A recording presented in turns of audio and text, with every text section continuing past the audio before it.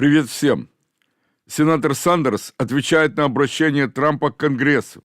Вечером, во вторник, 4 марта, монстр по имени Дональд Трамп, который за деньги миллиардеров был выбран президентом Соединённых Штатов, произнёс свою лживую бахвальную речь перед Конгрессом США. Конечно же, я не желал слушать словарный понос этого урода, но я был уверен, что в Америке найдутся политические силы, которые будут противостоять и обязательно поднимут свой голос против мерзости и зла, совершаемых группой миллиардеров, связанных с Кремлем. Вот таким оратором оказался сенатор от штата Вермонт Берни Сандерс. Маговские шакалы называют его коммунистом, потому что он действительно частенько произносит социалистические идеи, но это никак не коммунистические заморочки. Он просто поднимает вопросы о помощи людям, престарелым, больным, детям, женщинам. Короче, он пытается помочь людям, у кого плохое состояние здоровья. Concept of the big lie, and boy, did we hear that tonight.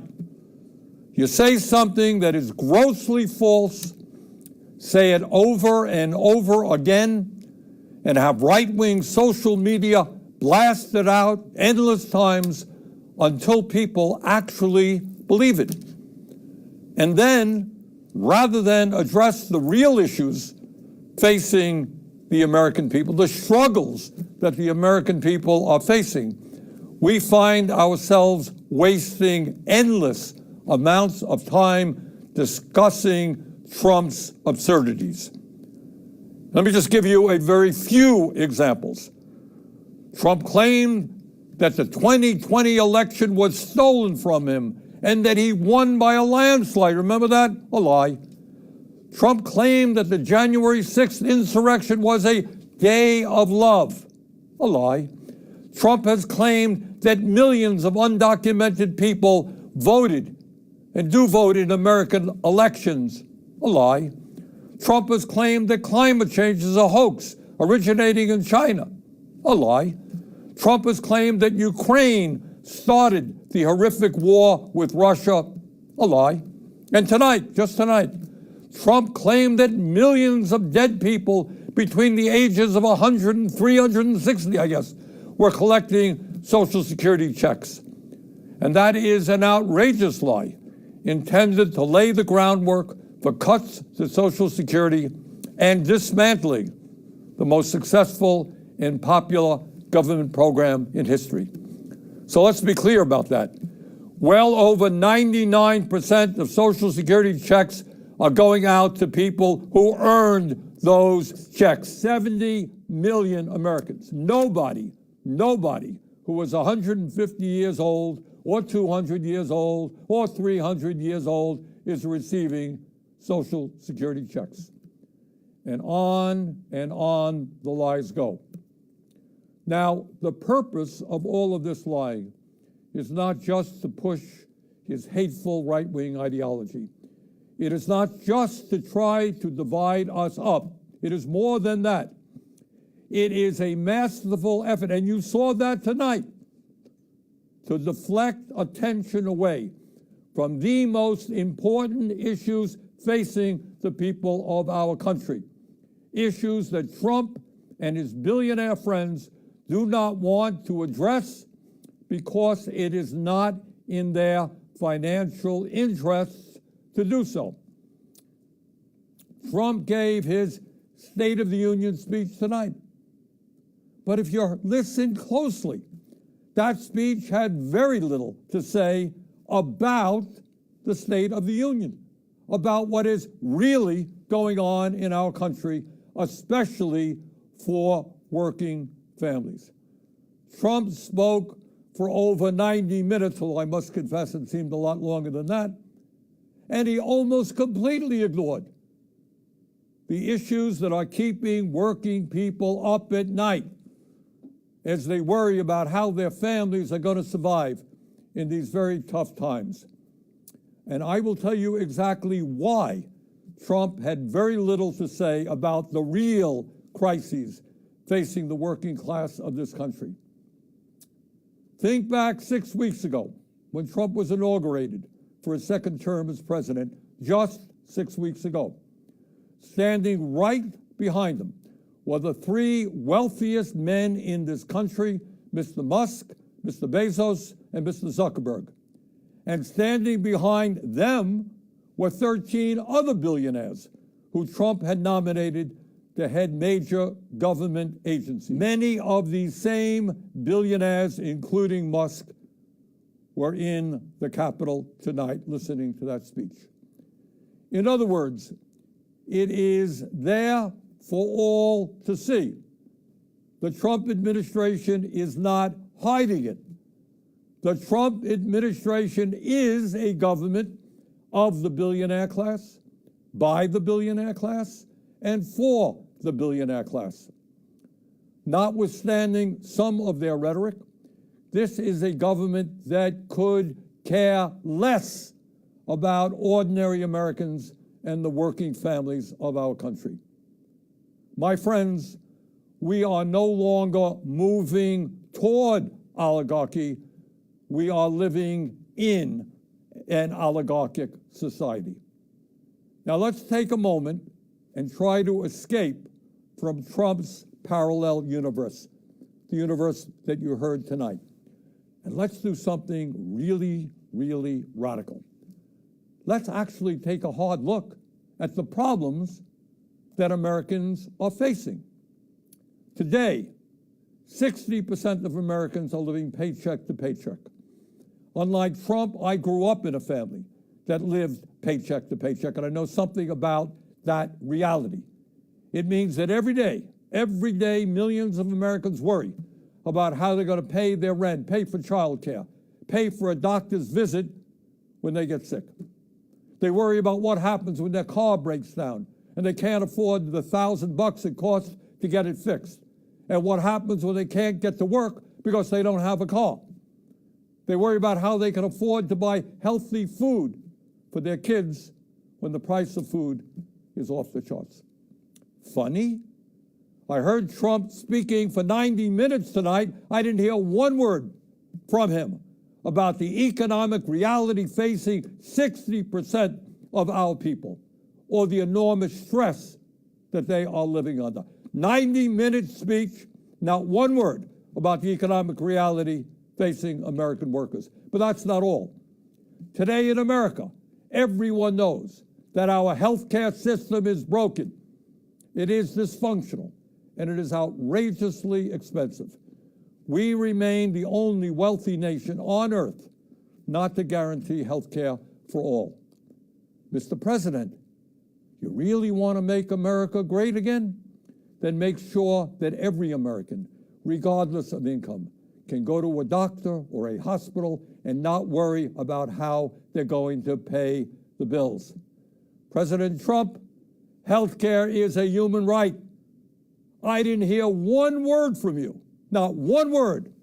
Over 90-minute speech, not one word from you about the health care crisis that is impacting many, many millions of our people.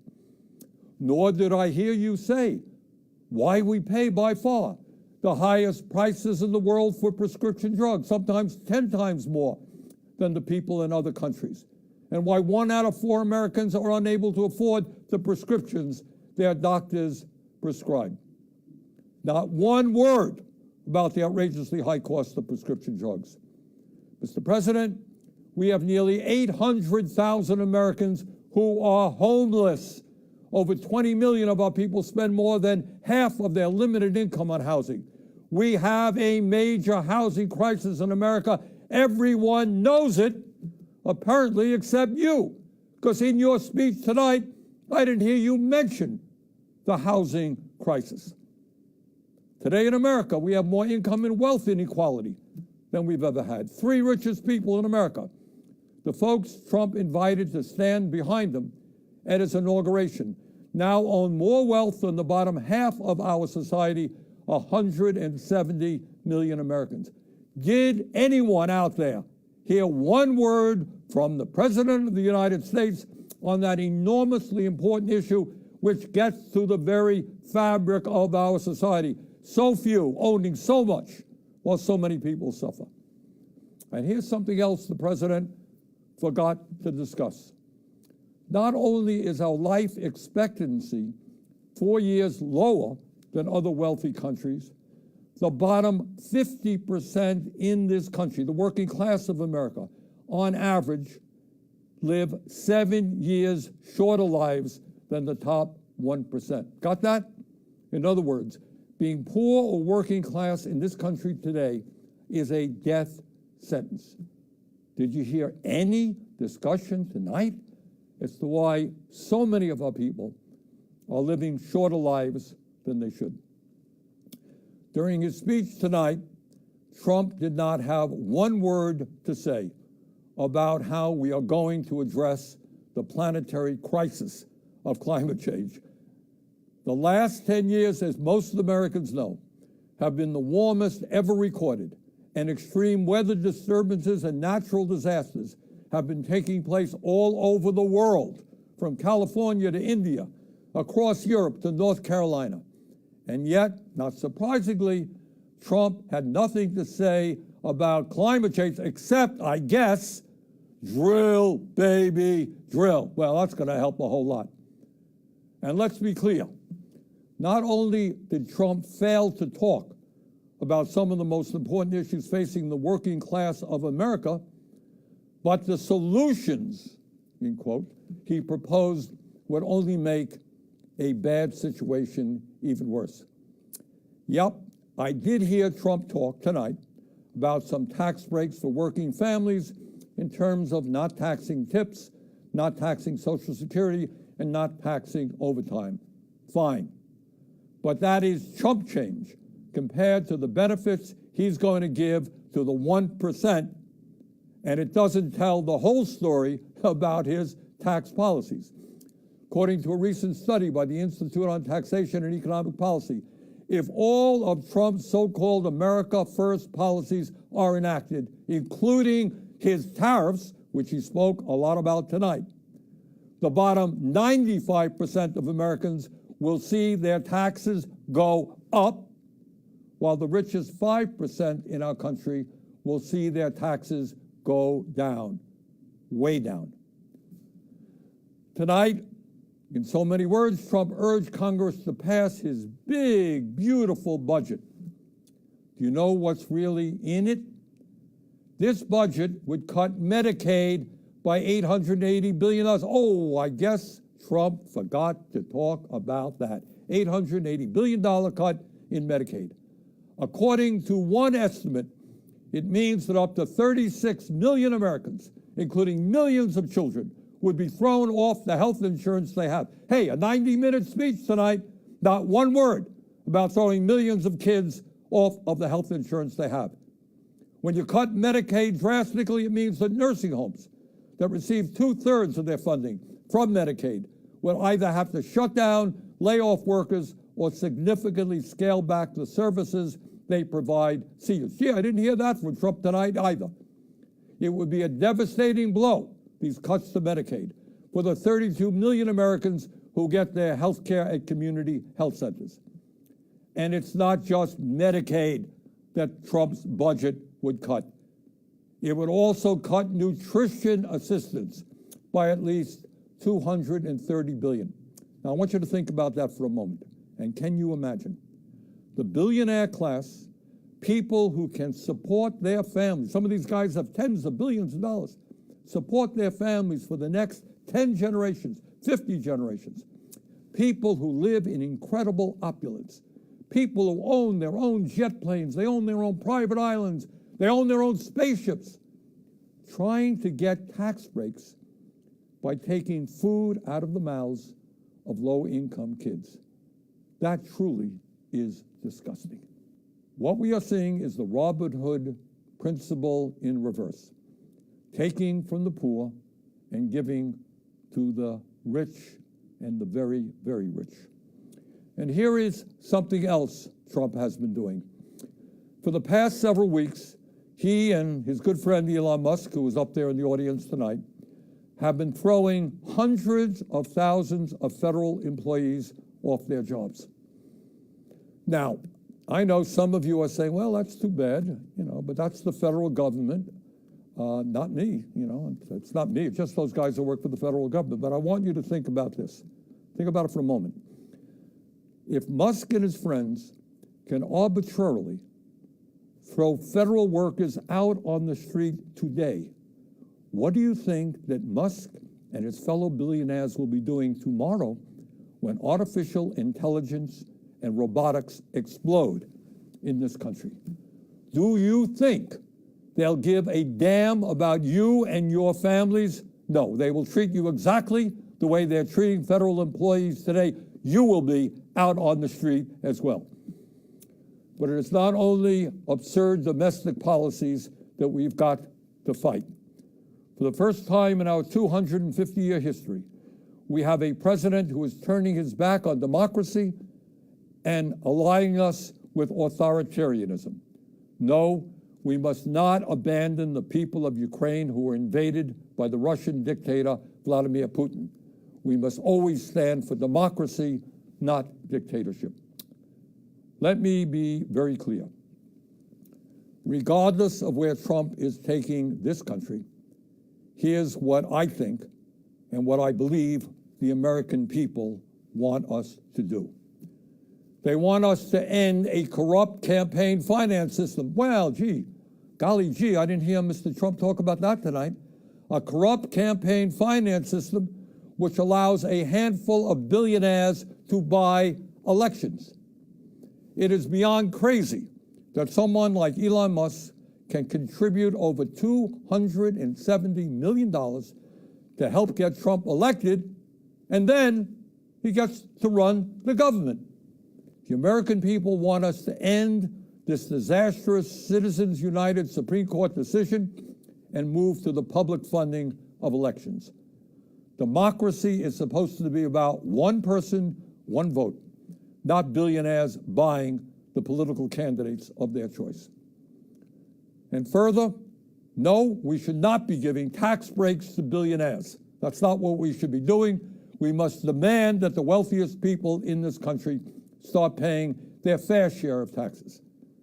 We must raise the federal minimum wage of $7.25 an hour to a living wage of at least $17 an hour. We must make it easier for workers to join trade unions, grow the union movement, and prevent corporations from violating labor laws with impunity by passing the PRO Act, legislation that I will be introducing tomorrow. No, we are not going to cut Social Security. Quite the contrary. We must expand Social Security benefits and extend its solvency for the next 75 years by scrapping the cap that allows a billionaire to pay the same amount into Social Security as a truck driver. Too many of our seniors are hurting today for us to be talking about cutting Social Security. Over 20% seniors in this country living on $15,000 a year or less. Further, instead of making massive cuts to Medicaid, we must join every other major country in guaranteeing health care to all of our people through a Medicare for All single-payer program. We must also take on the greed of the pharmaceutical industry, get them to charge us what they charge other countries, reducing prescription drug prices by 50%. And at a time of a terrible housing crisis in Vermont and in every area of our country, we must build at least 4 million units of low-income and affordable housing, stop corporate landlords from jacking up rent prices, and establish a cap on rent. In a competitive global economy, we need the best educated workforce in the world. All of our young people must have the ability to get a higher education by making public colleges, trade schools, and universities tuition-free and canceling student debt. Yes, we can create millions of good-paying jobs by combating climate change and moving our energy system away from fossil fuels and into sustainable energy. You know, I heard a lot of talk about freedom tonight from Mr. Trump. Well, in a free society, we must absolutely guarantee that it is the women of America who control their own bodies, not the local, state, or federal governments. Now, I know, because I've heard from many of you, that there are a lot of people out there who are feeling angry and frustrated at what's going on here in Washington, D.C. And some of you may feel a bit hopeless. So let me say this. At this particular moment in history, despair is not an option. Giving up is not acceptable. And none of us have the privilege of hiding under the covers. The stakes are just too high. Let us never forget, real change only occurs when ordinary people stand up by the millions against oppression and injustice and fight back. That is the history of the founding of our nation, when brave men and women took on the mighty, invincible British Empire. It is the history of the abolitionist movement, the history of the labor movement, the history of the civil rights movement, the women's movement, the environmental movement. The oligarchs are enormously powerful. I deal with them every day. I know that. Yes, they have endless amounts of money. Yes, they control our economy, and they own much of the media. They have enormous influence over our political system. But from the bottom of my heart, I am convinced that they can be beaten. If we stand together and not let them divide us up by the color of our skin or where we were born or our religion or the language we speak or our sexual orientation. If we bring our people together around an agenda that works for the many and not just the few, there is nothing in the world that can stop us. We can win. We will win. Let us go forward together. В то время, когда слабые духом люди уже опустили руки, человек в возрасте 84 года смело поднял свой голос против политической шизофрении. Мы просто обязаны его поддержать. Жду ваших отзывов, пишите.